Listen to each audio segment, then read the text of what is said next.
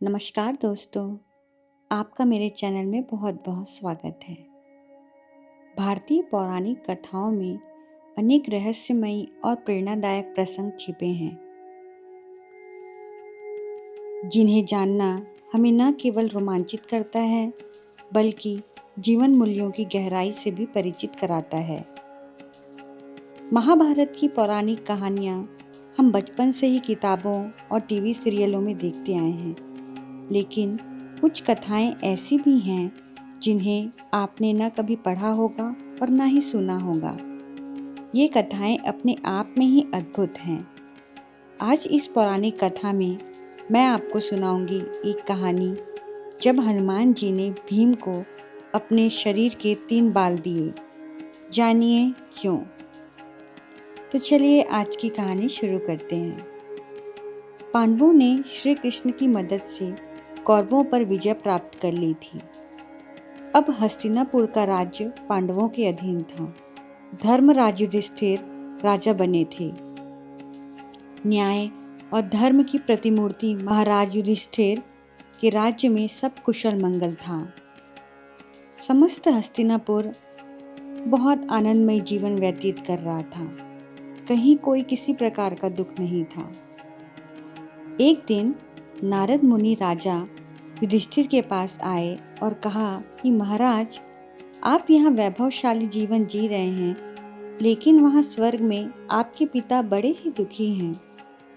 युधिष्ठिर ने नारद मुनि से पिता के दुखी होने का कारण पूछा, तो उन्होंने बताया कि पांडु का सपना था कि वो राज्य में एक राजसूय यज्ञ कराएं, लेकिन वो अपने जीवन काल में नहीं करा पाए। बस इसी बात से दुखी हैं। तब युधिष्ठिर ने अपने पिता की शांति के लिए राजसूय यज्ञ करने का फैसला लिया। इस यज्ञ में वो ऋषि पुरुष मृगा को बुलाना चाहते थे। ऋषि पुरुष मृगा भगवान शिव के परम भक्त थे। उनका ऊपर का हिस्सा पुरुष का था और नीचे का मृगा हिरण का, इसलिए उनका नाम पुरुष मृगा था। युधिष्ठिर ने अपने छोटे भाई भीम को आज्ञा दी कि वह ऋषि पुरुष मृगा को ढूंढ कर लाएं, ताकि यज्ञ संपन्न हो सके। भीम भाई की आज्ञा पाकर ऋषि पुरुष मृगा को ढूंढने चल दिए। एक जंगल से गुजरते हुए भीम को पवन पुत्र हनुमान दिखाई दिए। चूंकि भीम भी पवन अर्थात वायु के पुत्र थे, तो इस नाते हनुमान और भीम दोनों भाई हुए। हनुमान जी ने अपने छोटे भाई भीम को अपने शरीर के 3 बाल दिए और कहा, ये बाल तुमको मुसीबत से बचाने में मदद करेंगे। काफी दूर भटकने के बाद भीम ने आखिर ऋषि पुरुष मृगा को ढूंढ ही लिया। वो उस समय भगवान शिव का ध्यान लगाए बैठे थे। भीम ने जब उन्हें राजसूय यज्ञ में चलने की बात कही, तो वे तैयार हो गए, लेकिन उन्होंने भीम के सामने एक शर्त रखी। शर्त यह थी कि भीम को हस्तिनापुर ऋषि पुरुष मृगा से पहले पहुंचना था। अगर पुरुष मृगा भीम से पहले हस्तिनापुर पहुंच गए, तो वे भीम को खा जाएंगे।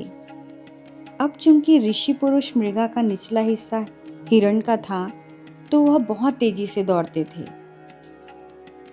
भीम ने साहस करके उनकी यह शर्त स्वीकार कर ली। भीम ने तुरंत तेजी से हस्तिनापुर की ओर दौड़ना शुरू किया।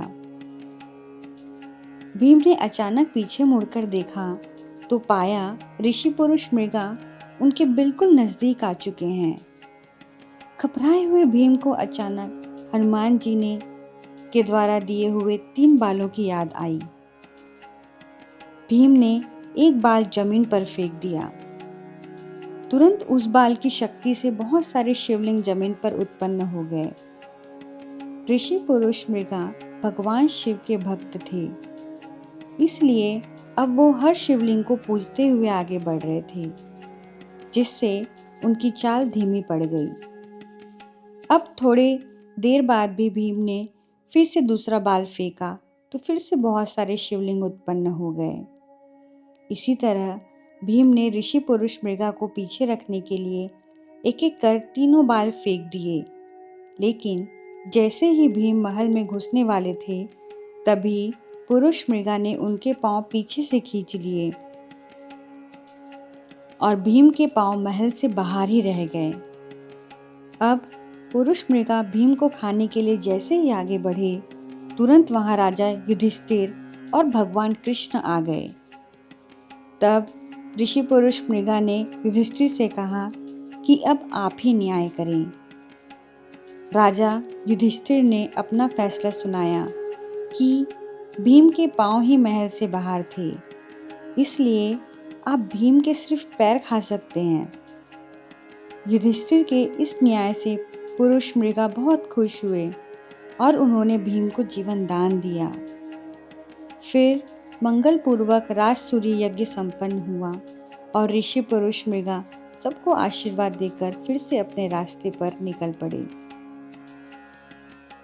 तो दोस्तों, इस कहानी से हमें यह सीख मिलती है कि संकट चाहे कितना भी बड़ा क्यों ना हो, आस्था, बुद्धि और भाईचारे से हर चुनौती का सामना किया जा सकता है।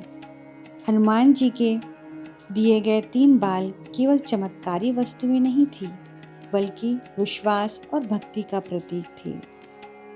राजा युधिष्ठिर का धर्म सम्मत न्याय, पुरुष मृगा का संयम और भीम की निष्ठा इस कथा को एक महान संदेश के साथ समाप्त करती है कि धर्म के मार्ग पर चलकर ही सच्ची विजय प्राप्त होती है।